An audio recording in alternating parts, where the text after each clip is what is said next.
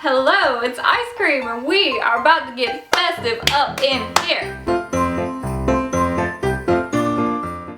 Today I'm going to tell you about the books I'm going to read in December, and oh my gosh, it's massively ambitious for me, and let's be real, it's never gonna happen.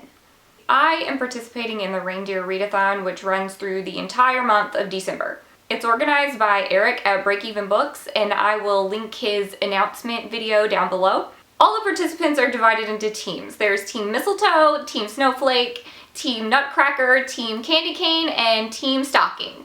I am on Team Stocking. You can't even see the whole stocking. The Reindeer Readathon has 9 prompts, one for each of Santa's reindeer. And because of the friendly competition in this readathon, you can't double up your books. Each prompt has to have a separate book to fulfill it. So here is what I'm going to read. First is Dasher, a book with a one-word title. For this one, I'm going to read Tomorrow by Damian Dibbin. This book is about an immortal dog, and I just can't think of anything better than that. From the synopsis, it appears like the dog is the main character of the story, which I love. And he has to travel through the centuries, avoiding danger and looking for his master. Apparently, he witnesses historical events and he falls in love. I don't really know what to expect from this, but I am here for it. Second prompt is Dancer, a companion novel or a sequel, as in a dancing partner. I plan to read Ruin and Rising by Leigh Bardugo. The bad news is I still have not finished Siege and Storm by Leigh Bardugo, and I can't use it to fulfill any of the prompts for this readathon because I already started it, and the readathon requires that all books be started in the month of December. So in addition to the 9 prompts, I also need to finish reading Siege and Storm.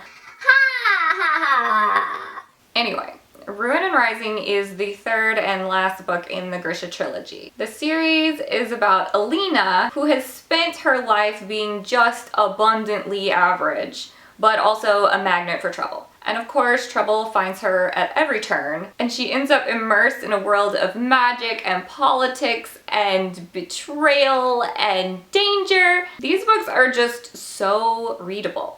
And the characters are so easy to root for, even sometimes the not so nice ones. Anyway, I think, or I hope, I can finish this trilogy in December. The next prompt is Prancer, a book with a map in it. I will be reading the Chilbury Ladies Choir by Jennifer Ryan. Let me show you the map. I don't know if you can see. It's beautiful though. This book is set in England during World War II, which, as I have said before, is a time period that I'm really interested in and I like to read about. The story follows 5 women who are members of the village choir while the men are away fighting. They refuse to disband the choir during the war even though the vicar wants them to. This sounds really witty and uplifting, but I'm sure that it gets really dark and heartbreaking as most war novels do. I just hope it doesn't rip me apart too much. Prompt 4 is Vixen, a book with a fox on the cover, or alternatively, a strong female lead. For this one, I plan to read The Invisible Life of Addie LaRue by V.E. Schwab. This book is the group read for the readathon, so of course I had to squeeze it into one of the prompts. I think it fits here, a strong female lead. This book covers a long span of time, which follows the very long life of Addie LaRue. Apparently, she has made some sort of deal that entitles her to immortality in exchange for being basically non-existent. Every person she ever meets will forget her, until somebody doesn't. And that's really all I know about this book, but boy, is that enough to make it really intriguing. The next prompt is Comet, a book you find intimidating. I will be reading The Ballad of Songbirds and Snakes by Suzanne Collins. There are a lot of reasons why this book intimidates me. First, it is freaking long, and also I haven't really heard the best reviews of this. I have heard that it's a little dry and hard to get through, and a lot of people said they didn't like it, so yes, I'm afraid. This is a prequel to the Hunger Games trilogy, which of course I adore, but it follows a younger President Snow, who I do not adore. I'm guessing the events in this book will explain the reasoning why he becomes the person he does for the Hunger Games trilogy, And that sounds really dark and depressing. But nothing like a good dark and depressing read to ring in the Christmas season. Next, Cupid, read a genre you love. This one is pretty easy. I love mysteries and thrillers, so I will be reading Final Girls by Riley Sager. This is Sager's first thriller and the only one that I haven't read. The story follows Quincy, who experienced some horrific event in her past and was the only one to survive it. She, along with 2 other girls who are the sole survivors of a tragedy, are called Final Girls. But then things start to unravel years later when it appears that there can't be 3 Final Girls, there can only be 1. Prompt 7, Donner. A book with something hidden inside, under the dust jacket, chapter heads, art, etc. I will be reading A Dog's Purpose by W. Bruce Cameron. This one has a different little dog for each chapter head, and I just love it. Hang on, I'll find one. There's a little puppy. Oh my god, they're so cute. Moving on.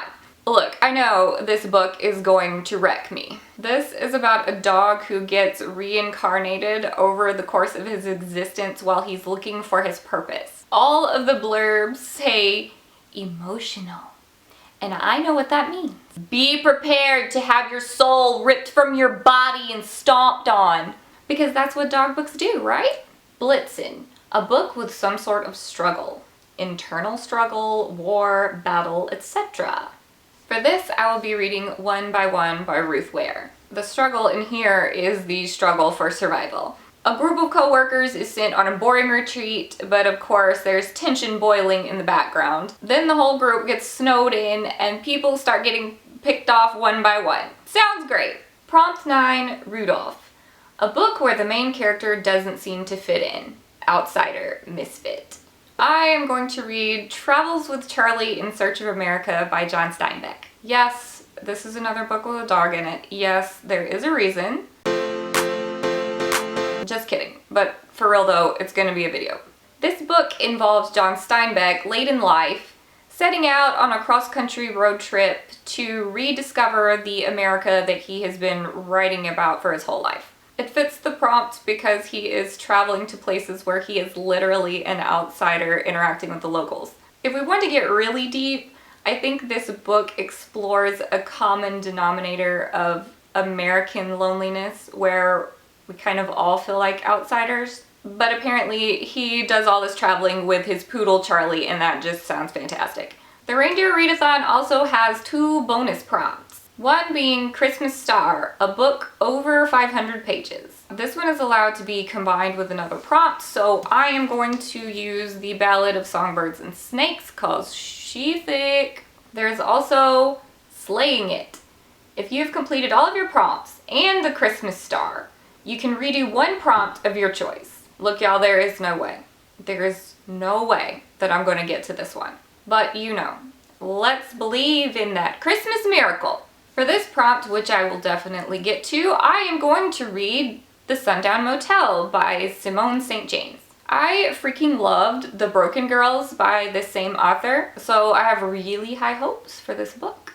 It follows 2 timelines, one of a girl in the present searching for answers about her aunt's disappearance, and the aunt in the past working at a possibly haunted motel. Okay, that should do it for this massive December TBR. I will link my Twitter and Instagram down below if you want to watch my slow spiral into madness this month. And I hope I will see you all back here soon. Thank you all for watching. Bye!